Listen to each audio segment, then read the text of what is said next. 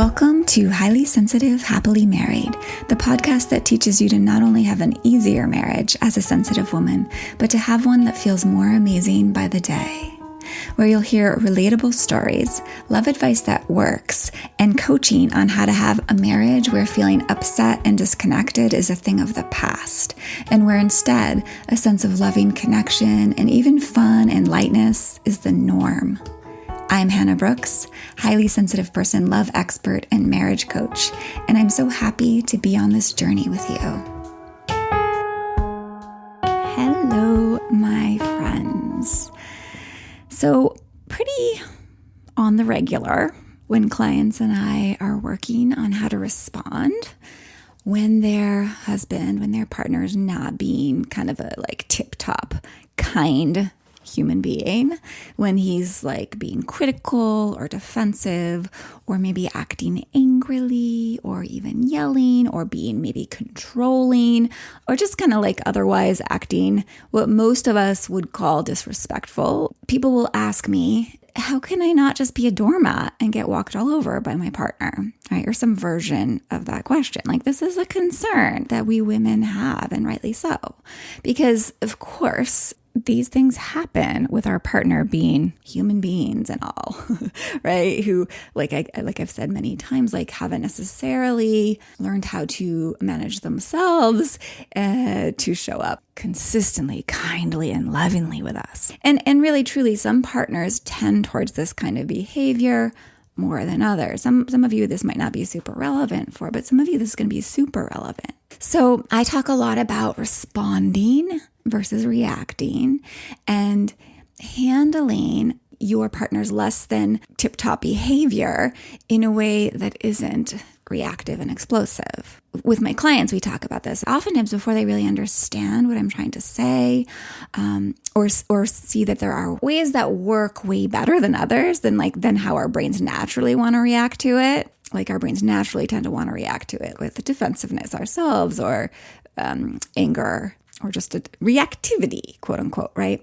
Oftentimes, people that I'm working with will think that if they don't react in that sort of instinctual way, they're just going to end up being like lying down in front of their man to get trampled all over, right? They're going to be like a doormat. So I think it's a really great question. How can I not be a doormat? And I'd like to extend that question to how can I not be a doormat and also have a great relationship, have a relationship that feels really great? And I think this question is so good for sensitive women because we can have the tendency to become kind of doormatty. Or, we can tend to find ourselves in a relationship with partners who are not the model of perfect kindness, who are controlling or narcissistic or critical, right? There can be, certainly not always, there can be this tendency to attract people like that. And so how can you not be a doormat without getting all reactive and aggressive and kind of going to war with your spouse? The answer is probably different than you might expect, unless you've been listening to this podcast for a while. And then you're probably expecting it to be different than you might originally think, right? So please do bear with me here as I explain what I've seen really being a much more empowered way of dealing with this than normal. Because usually when people say, I don't want to be a doormat, what they usually mean is that they don't want to let other people treat them in a way they don't want to be treated. They don't want to let the other person do what that person does, or say what that person tends to say or is saying, or act how that person is acting. We don't want to let that person do it. In other words, we usually mean we don't want to release control over other people's behavior, which, we don't really actually have control over these other people anyway. I don't have control over my partner. You don't have control over your partner. And none of us ever did, right? I mean, I sure have tried to control my man thousands of times, and it just really hasn't worked. Yeah. So if you found a way that works, totally let me know, and I'll teach you all about it. But it just generally doesn't work to control another adult's behavior, or to try to. When we say we don't want to be a doormat, what we often think that means is we need to get mad at people, stand up for ourselves with kind of aggression and anger and reactivity to stop them from doing the things that we don't like, right? This is the instinctual way to kind of try to control our partner to stop behaving in certain ways. But when we're thinking about it this way, when we're doing it this way, we're actually putting ourselves in a place where we are more likely to become a doormat. Okay? Meaning we are getting our emotions hooked into their behavior. We let our emotions be contingent on what he does, right? So we end up being controlled by them and their poor behavior, right? We get our emotions dragged all over the place. And where our emotions go, our actions tend to follow, right? So it's kind of like his action controls our action, certainly controls our emotion. So when we try to control them, right, and they are not going to be controlled by us, they're often going to fight back. They're going to get defensive. They're going to be reactive, right? I mean, most people aren't just going to be like, oh, honey, of course, whatever you say, right? Like, oh, I'll do whatever you say. You didn't like when I criticized you like that. Oh, honey, no problem. I'll never do it again, right? Usually that's not the reaction we get when we react to them angrily or defensively or offendedly. Usually when we react to our partner kind of in an emotional way to something that they did that we didn't like, they're going to react to our reactions, right? And then there's going to be more conflict. And then you are going to have even more big emotions, stronger emotions. And you're probably going to be really frustrated to find out that you can't control him. You can't make him stop. You can't necessarily get him to change in the ways you want from that upset, defensive place, right?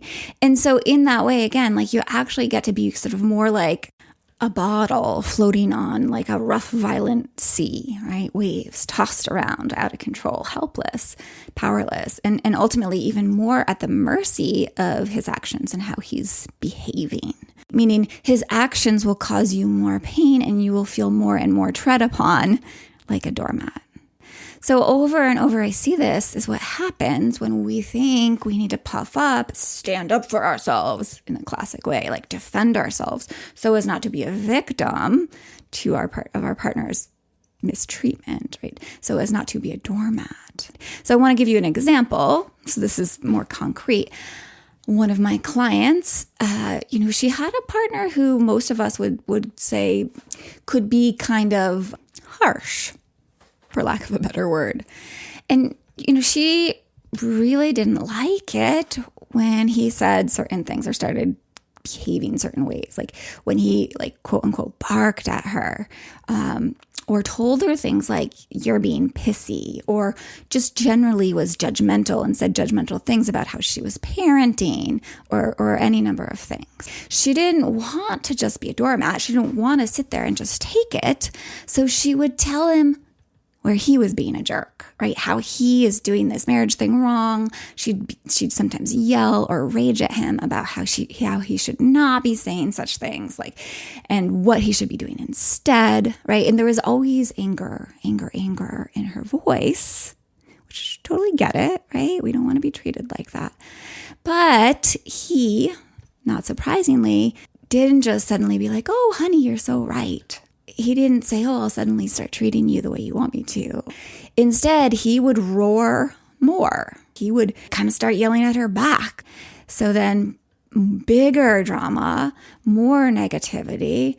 And of course, the result was she would feel way worse. She would feel less respected and loved, and kind of like a fish jerked around on a hook. Like he had her on the hook. His actions had her emotions on a hook. Or, of course, she just felt like a doormat that he was just walking on. Not what we want in our marriages. So this wonderful, amazing client, and I started working on lots of things to change her reaction to his tendency to get snarky and short-fused. And guess what? She's not feeling powerless and angry and walked on nearly as much. She's understanding her husband and approaching him in a really different way, while at the same time really staying way more centered and calm and being more honest and vulnerably empowered instead of like fakely empowered with rage and feeling like a victim and yelling and all of that. And he is being more respectful, much more respectful, and even kind and compassionate, way more. She didn't actively work on getting him to change in our time together. She worked on her and how she showed up, on how she felt, on how she acted. And it had a profound effect on how he responded to her, as is the way it works. So here's a very different and way more empowered and effective way to define what it looks like to not be a doormat. Not being a doormat actually means letting go of control of others and taking back control over yourself. It means not trying to control another adult who you cannot control anyway, right? It's really futile. Futile? How do you say that? But instead, it's really about changing yourself by becoming someone who is unwalkoverable. Unwalkoverable. I made that word up. Do you like it? I share a little bit about how to become unwalkoverable in episode 48, how to stop your partner from controlling you, and in episode 49 of the podcast, that's called I Love You and No. And if you really want to learn how to completely become unwalkoverable, you've got to take my Stop Taking It So Personally course that is available on demand right now. And I'm going to put the direct link to learn more about that in the show notes. So absolutely check that out. But in brief today, becoming unwalkoverable means, more specifically, deciding to say no matter how another person feels, no matter how another person acts. If you know that saying no is the right thing for you, becoming unwalkoverable also means letting other people have their opinions of you, even if those opinions are negative. And this means having great opinions of yourself and always being your own fiercely loving ally and your own safe space. And it really involves this part really involves separating their thoughts about you from who you are. Yeah, seeing their thoughts as their thoughts and not as a reflection of you, because they're not. They're simply not. People have their thoughts, and sometimes they're totally misjudgments, right? But they can be confused. They can have their thoughts, and it doesn't have to mean anything about you. So a lot of this really entails what I call being the agent of your emotions, right? Instead of handing that agency over to him, to our partner, meaning it's so important to remember where your emotions really come from. Your emotions aren't coming from their actions, your partner's actions, or your partner's thoughts. You and your thoughts and beliefs and all that stuff, all that sort of unconscious programming in your brain and your nervous system that's accumulated over your lifetime, that's where your emotions are coming from. Yeah? The way you're interpreting everything through all of that stuff, right? And if you're new to the podcast, that might not make a lot of sense. One great episode to listen back in on is episode 16. That will help this all make a lot more sense. And of course, in the Stop Taking It So Personally course, I go much more in depth, so it's very tangible, and this really makes a lot of sense.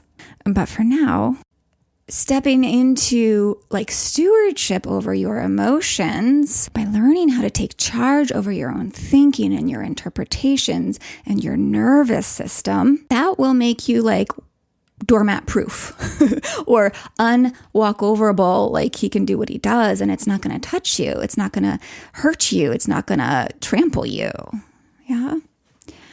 So becoming unwalkoverable also means not letting your partner's flaws and his less than ideal behaviors determine what's possible for your marriage, right? Not letting his stuff, his flaws and behaviors derail you from making the vision of love you have for yourself a reality.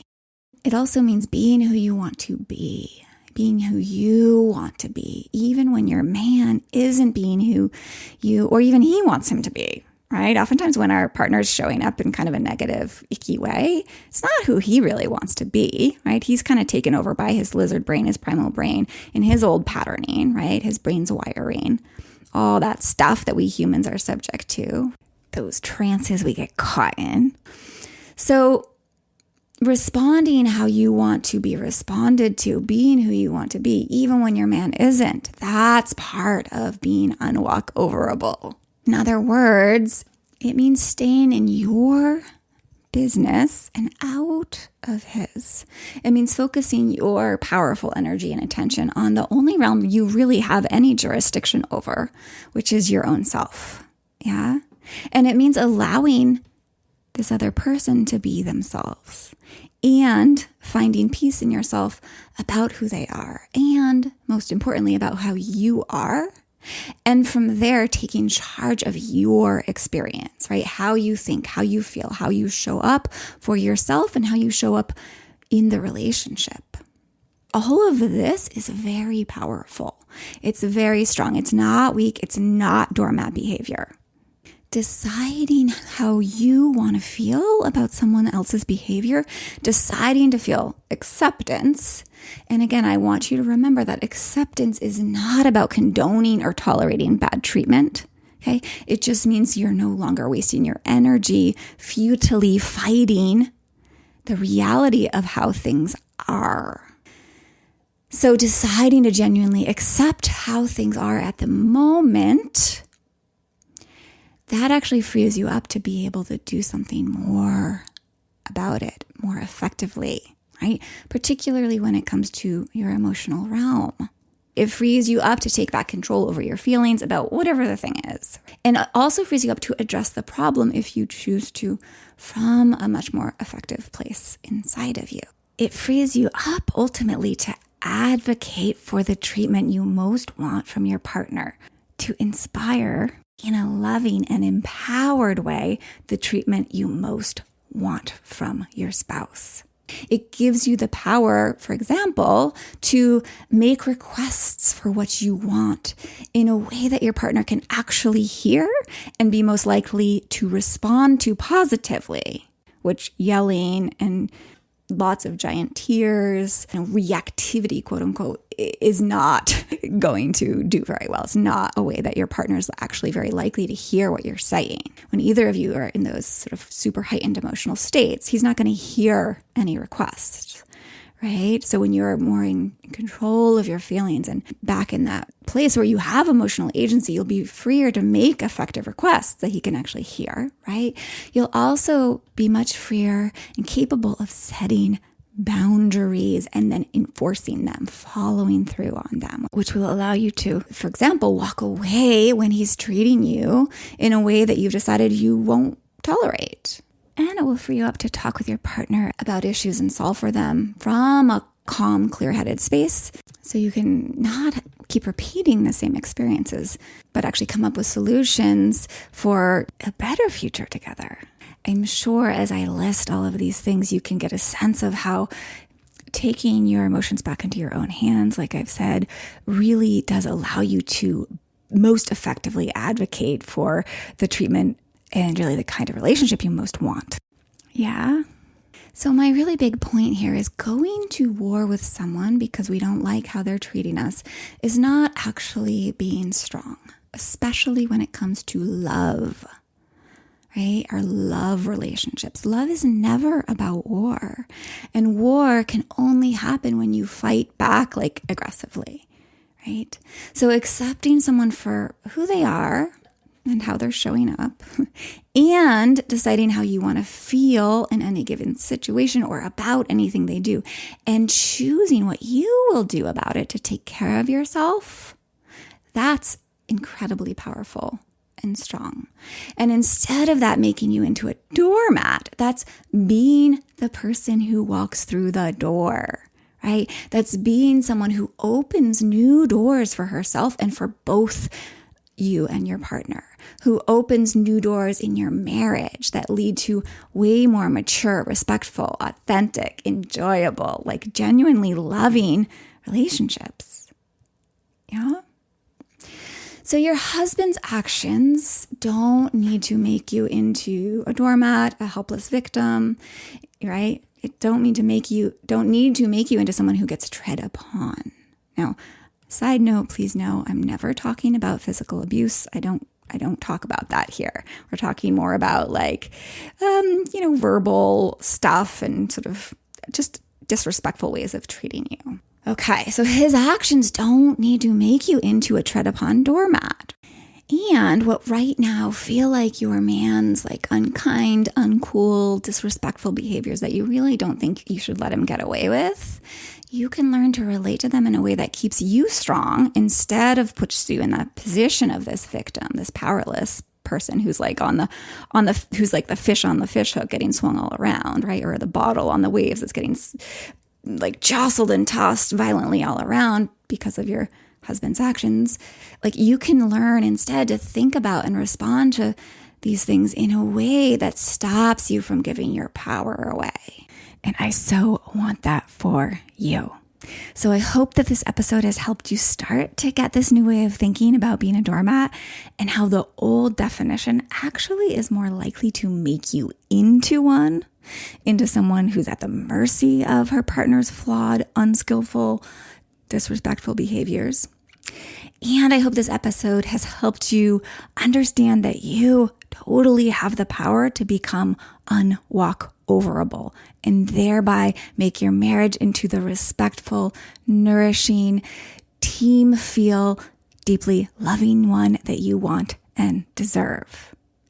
And if you want to do this work and get there in the most deeply supported and efficient, quick way, come coach one-to-one with me. I have a spot opening up. So if you want it, reach out. Or if your budget is limited or you want to just address the most basic and key elements of all of this first, absolutely head on over to the Stop Taking It So Personally course and get access. This is an on-demand course and it's short, it's succinct, it's designed to be done in 7 days, and it only costs $179. It is an excellent starting place. And in terms of being able to put in place these key elements to not only not be a doormat in your relationship, but also to set yourself up to best advocate for the loving, kind treatment you deserve, this is an absolutely excellent place to start. And I highly, highly recommend it if you haven't taken it yet. I will put the direct link for you to take a look at that and get that course. I'll put that in the show notes in the description area, or head over to www.hspmarriagecoaching.com and click on the courses and events tab, and you'll see the Stop Taking It So Personally course right there. All right, my friends, be lovingly unwalkoverable and oh so well.